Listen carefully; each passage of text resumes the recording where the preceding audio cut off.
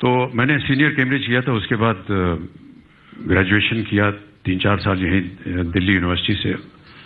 लेकिन उसके बाद जब नौकरी ढूंढने गए तो कहीं मिले नहीं, और एक तरह से बड़ी एक फ्रस्ट्रेशन रहती थी, क्या करें, ग्रेजुएशन हो गया, कहाँ नौकरी मिलेगी।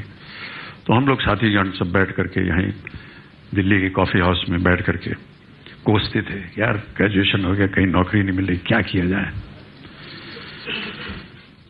एक दिन एक भाई साहब थे, उन्होंने कहा यार ऐसा है, गलती हमारी नहीं है, गलती हमारे माता पिता की है, और गलती यह है कि उन्होंने हमें पैदा क्यों किया यार, दिस इज द प्रॉब्लम। पैदा किया इस वजह से आज हम लोग। मुझे लगा कि ये बहुत सही बात बोल रहा है,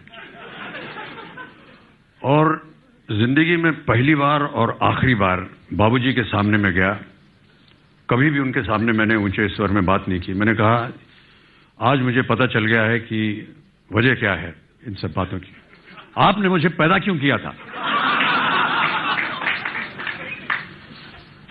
बाबूजी शांत रहे, कुछ बोले नहीं, और हम विलिंगडन क्रेसेंट में, जो कि अब उसका नाम शायद बदल गया है, मदर टेरेसा क्रेसेंट हो गया है, 3 मूर्ति के बगल में मकान था, वहां वो सुबह सुबह 4 बजे घूमने जाया करते थे। पीछे डिप्लोमेटिक एनक्लेव है, अब तो बहुत सारी एम्बेसीज बन गई वहां पर, पहले जंगल बियाबान होता था वहां। और वो 4 बजे उठ करके वो जब जाने लगे तो वो मुझे उठाते थे पढ़ने के लिए। तो एक कागज छोड़ गए बिस्तर पर, और मैं जब उठा तो मैंने देखा कि उन्होंने एक छोटी सी कविता लिख करके, जो रात को मैंने उनसे कहा था, उसके उत्तर में उन्होंने ये कविता लिखी। उन्होंने लिखा कि ये कविता है कि जिंदगी और जमाने की कश्मकश से घबराकर मेरे बेटे मुझसे पूछते हैं कि हमें पैदा क्यों किया था। जिंदगी और जमाने की कश्मकश से घबराकर मेरे बेटे मुझसे पूछते हैं कि हमें पैदा क्यों किया था, और मेरे पास इसके सिवा कोई जवाब नहीं है कि मेरे बाप ने भी मुझसे बिना पूछे मुझे क्यों पैदा किया था।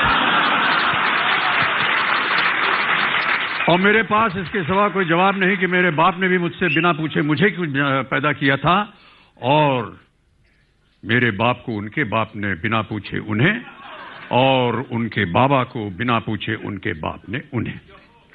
जिंदगी और जमाने की कश्मकश पहले भी थी, आज भी है, शायद ज्यादा, कल भी होगी, शायद और ज्यादा।